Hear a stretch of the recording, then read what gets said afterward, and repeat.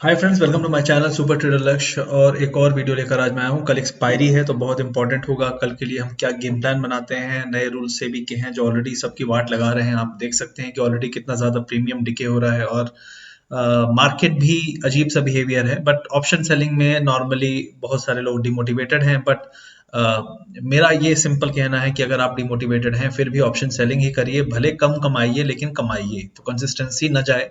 हम लगातार इसके पीछे लगे रहेंगे और ऐसा नहीं है कि हार मान जाएंगे, क्योंकि रिटेलर की आवाज़ सब कुछ जब हमारे लिए कहा जा रहा है और हमें ही पसंद नहीं है तो फिर डेफिनेटली आवाज़ उठाने से आवाज़ पहुंचनी चाहिए। और दुहाई देने वाले जस्टिफाई जो है फालतू के रीज़न देके बहुत दिन तक नहीं कर सकते।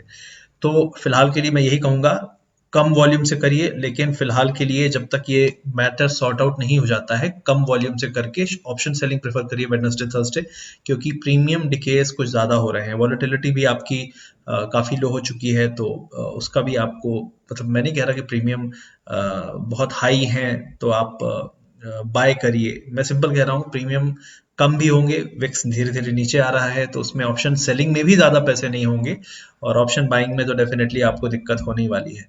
तो right now what I will suggest is कि आप कल रेंज को प्ले करें। तो रेंज जो है वो मैं आपको बता देता हूँ। ओवरऑल मार्केट ने आज बहुत अच्छा रिवर्सल दिया जैसा हमने एक्सपेक्ट किया था।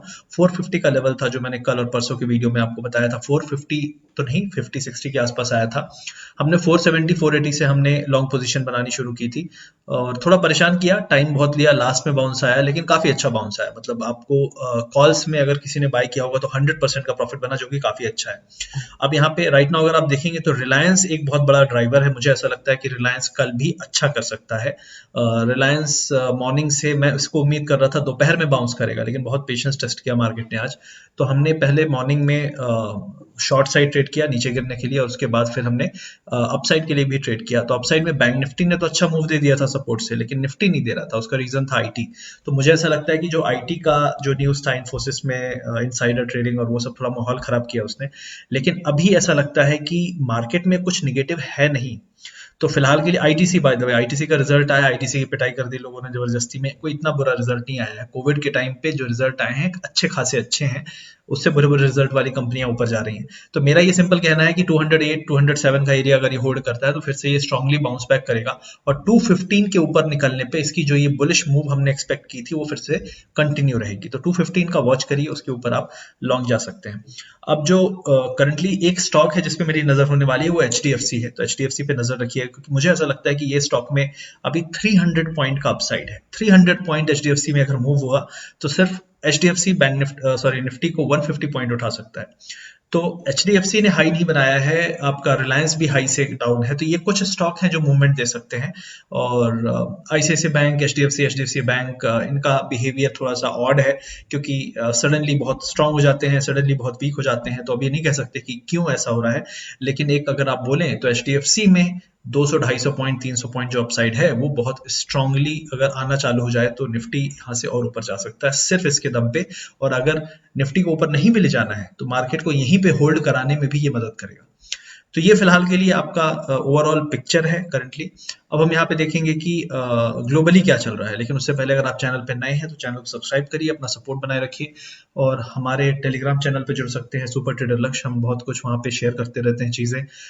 हम अभी मार्जिन के लिए भी मिल के आवाज़ उठाने की प्लानिंग कर रहे हैं फिर से फ्राइडे को। तो वहाँ जुड़िए और जो भी चीज़ें हैं मार्केट से रिलेटेड वीडियोस व्यूज चीज़ें मैं शेयर करता रहता हूँ। अब हम यहाँ पे देख लेते हैं एसजीएक्स का हाल। तो एसजीएक्स 22 पॉइंट्स अप है। तो this is a good news कि जो ये कंटिन्यूएशन था आज की रिकवरी के बाद, ये कंटिन्यू रहना चाहिए। मुझे ऐसा लगता है कि कल हम पुराने वाले हाई को टच करेंगे, मोस्ट प्रोबेबली करेंगे। अब वो तो देखिए कल ही पता चलेगा, लेकिन उम्मीद ऐसी ही है। जो प्राइस एक्शन दिख रहा है, रिवर्सल दिख रहा है। यूएस मार्केट माइनस में थे मॉर्निंग में, अभी ये भी अच्छे खासे रिकवरी दे चुके हैं और मुझे ऐसा लगता है कि आज यूएस मार्केट ग्रीन में होंगे। और इस देखिए यूएस मार्केट में कोई प्रॉब्लम नहीं थी ना हमारे मार्केट में थी। प्रॉब्लम सिर्फ इतना था कि मार्केट ज्यादा ओवर हीटेड हो चुका था। मैंने पिछले 2 दिन में रिवर्सल पे वीडियो बनाया था, कल का भी यही था कि अगर बाउंस मिले तो सेल करना है। नॉर्मली भी खुलते भी जो गैप डाउन खुला उस पर भी शॉर्ट करके पैसे कमाए जा सकते थे। लेकिन अभी वो जो डिप हम उम्मीद कर रहे थे 450 पे, वो हो चुका है, अच्छा खासा डिप आ चुका है, वहां से हमने आज बाउंस भी देखा। अब ये कंटिन्यूएशन पैटर्न आपका बनाएगा अपसाइड में नए हाई को ब्रेक करने के लिए। तो ये आपको एक्सपेक्टेशन रखनी है। ऑयल प्राइसेस हाई पे हैं, आपका गोल्ड भी हाई लेवल पे कंसोलिडेट कर रहा है, और एक और जो जो निगेटिव पॉइंट है वो ये है कि हमारी जो करेंसी है वो कमजोर हो रही है, जो यूएसडी आईएनआर है वो कमजोर हो रहा है, सिर्फ एक ही ये पॉइंट है। और ऑयल प्राइस हाई है वो भी प्रॉब्लम है, बाकी फिस्कल डेफिसिट और ये सब चीजें सबको पता है बहुत हाई है। लोग उम्मीद ये कर रहे हैं कि सरकार पैसा खर्च करेगी, अच्छा खासा खर्च करेगी। अगर वो खर्च करने की उम्मीद अ, अगर ट्रू निकलती है तो मुझे ऐसा लगता है कि कंजम्पशन में, ऑटोमोबाइल में, इन सब चीजों में काफी अच्छा बाउंस आ सकता है, क्योंकि ऑटो सेक्टर इकलौता सेक्टर है जो अभी भी अपने ऑल टाइम हाई या प्रीवियस हाई से डाउन है। जैसे मारुति हो गया आपका, टाटा मोटर्स में भी हाई लेवल काफी ऊपर जा सकता है, क्योंकि ऐसा नहीं है, टाटा मोटर बहुत अच्छा कर रहा है, तो टाटा मोटर यहाँ से 500 भी जा सकता है, लेकिन बाय हमें डिप में करना है, हमें चेज नहीं करना है। लेकिन हाँ, 330 340 के ऊपर अगर निकलने लगे तो मुझे ऐसा लगता है 400 420 तक इजिली जाएगा। तो टाटा मोटर्स में ये करंटली व्यू दिख रहा है। अब हम बात कर लेते हैं यहाँ पे यूएस फ्यूचर हो गया। अब हम बात कर लेते हैं यहाँ पे ओपन इंटरेस्ट करंटली जो पोजीशनिंग है वो कैसी है। तो एक्सपायरी है, इसलिए मैं इसको सोचा कि एक्सपायरी के एक दिन पहले इस चार्ट को जरूर आपको दिखाऊं। तो करंटली आप पोजीशनिंग देखेंगे तो 15,600 पे आपको रेजिस्टेंस है और 500 पे सपोर्ट है स्ट्रांगली। अब आज आपने देखा होगा कि इस एरिया को हमने ब्रीच कर दिया था, सपोर्ट होने के बाद भी हमने ब्रीच कर दिया था। तो ये जो रेजिस्टेंस आपको दिख रहा है यहाँ पे ब्लू लाइन, ये पार भी हम करके 650 और 680 690 तक जा सकते हैं, 700 भी टच कर सकते हैं, लेकिन 700 के बहुत ऊपर जाना मुश्किल होगा करंटली कल तक के लिए। अगर कोई भी बुलिश केस आता है 700 तक हम पहुंच जाते हैं सुबह दोपहर तक में, तो वहां से आप अपनी लॉन्ग पोजीशन बुक कर लीजिए, क्योंकि हो सकता है लास्ट के 1-2 घंटे में डिप भी आए। तो ये चीज कल का थीम होना चाहिए एज पर ओपन इंटरेस्ट और जो भी पोजिशनिंग लोगों की है। अब हम देख लेते हैं यहाँ पे निफ्टी 50 के बारे में। तो निफ्टी का ये आप देख सकते हैं, बहुत सारे लोग इन लाइन को क्रिटिसाइज करते हैं, क्या लाइन बनाते रहते हो, ये लाइन ना होती बेटा तो तुम्हारा कुछ नहीं हो सकता अगर तुम इस पे ट्रस्ट नहीं करते। तो ये मैं कहता हूँ सबको, और अपने आप को भी कहता हूँ कि भाई ये लाइन नहीं है ना तो कुछ नहीं आता तुमको। और लिटरली प्राइस एक्शन का सबसे बेसिस यही है, और believe me it works magic. आप खुद देख लो, आप देख लो, यहीं पे जाके इसने टिकाया है और टिका के ऊपर उठा है। तो ये है इसका पावर। और ये जो बीच ये वाली लाइन है, इसको ब्रेकआउट के बाद फिर आपने देखा अब कहां तक जा सकता है, ये भी आप कल यही लाइन खींच लो। बहुत सारे लोग, मैं जब से ये लाइन खींचने लगा हूँ, बहुत सारे लोग ये लाइन भी यूज करने लगे हैं अलग अलग तरीकों से यूट्यूब पे, क्योंकि वो दिखा नहीं सकते ना, कॉपी कर रहे हैं, लेकिन ठीक है। Next target is 15,670। ठीक है, इसको हिट करना है, इस लाइन को ऊपर हिट करना है, और जब ये हिट कर जाए वहां पे आप बुक कर लीजिएगा। 670 680 के आसपास हिट कर जाएगा, 10 15 20 पॉइंट एक्सेस हो सकता है, नॉर्मली होता भी है, लेकिन वहां पे जैसे जैसे ओवर हीटिंग हो जाएगी फिर से, जैसे हम अभी गिरे हैं फिर से हम गिर सकते हैं, इसलिए वैसा मत करिएगा। आप 680 से प्रॉफिट बुक करना चालू कर दीजिएगा।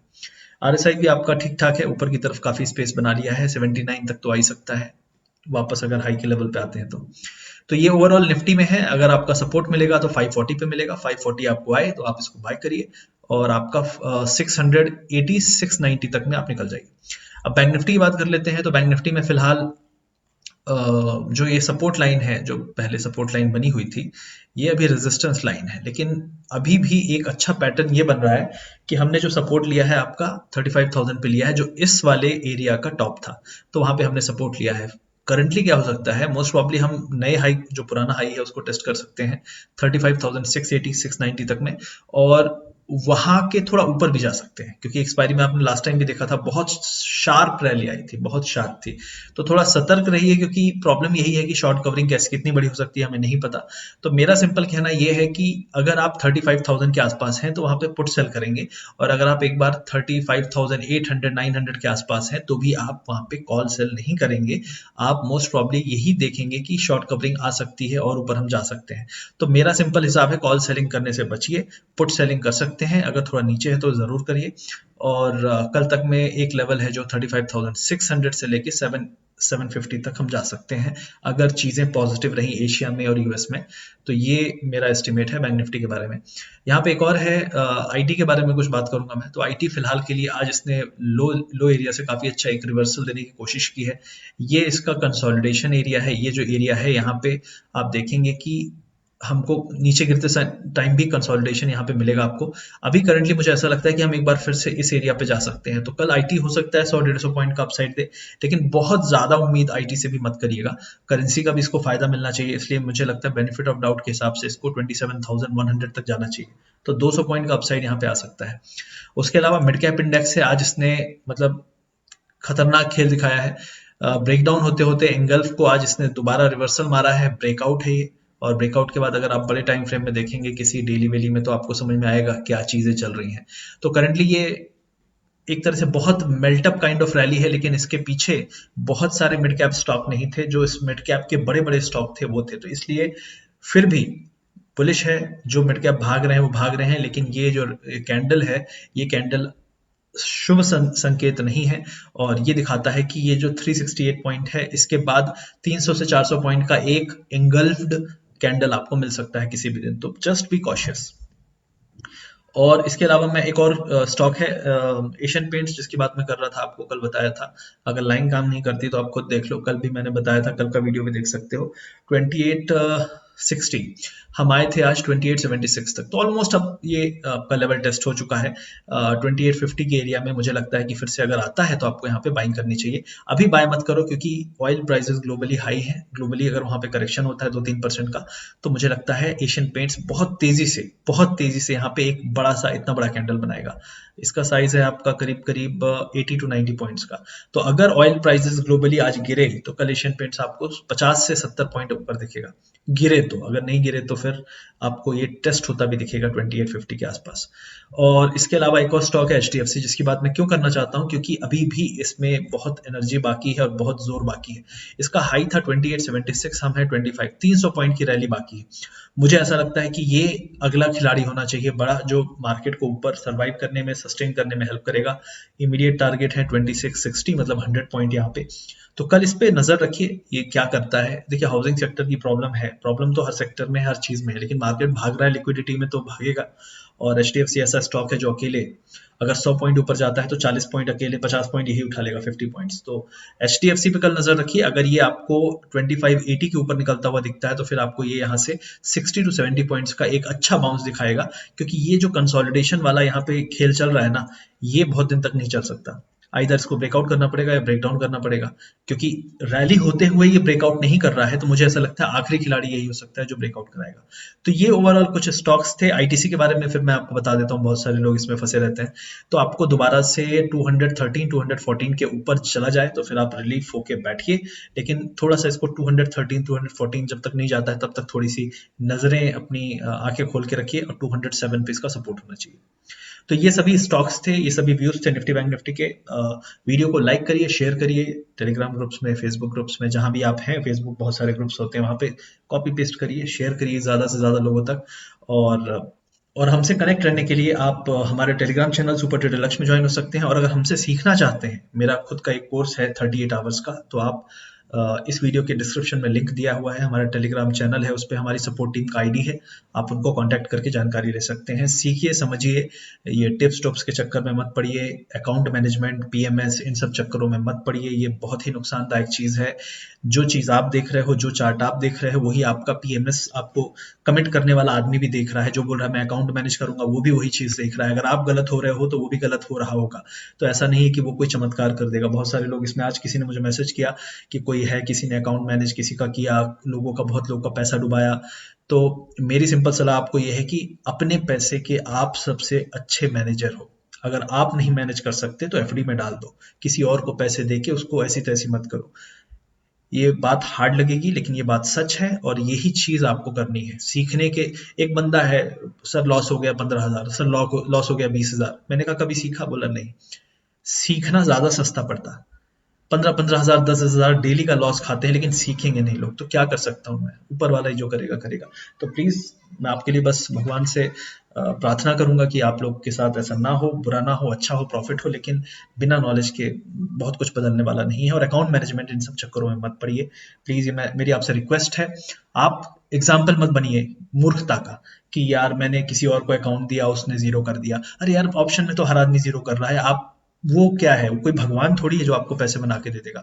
तो ये सब पॉइंट्स को आपको ध्यान रखना है। मैं बार बार नहीं बोलना चाहता, ना बोल सकता हूँ। कई लोग सोचेंगे कि यार जो अकाउंट मैनेज करते हैं तो बोलेंगे साला ये हमारे पीछे पड़ा हुआ है। तो मैं किसी को ऐसा इंडिविजुअली नहीं बोलना चाहता, बस मैं ये कहना चाहता हूँ कि सच क्या है। सत्य अकाउंट मैनेजमेंट का यही है कि जो आपको दिख रहा है चार्ट वही उसको दिख रहा है। अगर उसका डिसीजन गलत है, नॉलेज नहीं है, तो उसका डिसीजन भी गलत हो सकता है। वो कोई आपको गारंटी पैसे कमा के नहीं दे सकता। बस मैं यही कहना चाहता था। Thank you very much. Like share subscribe. See you.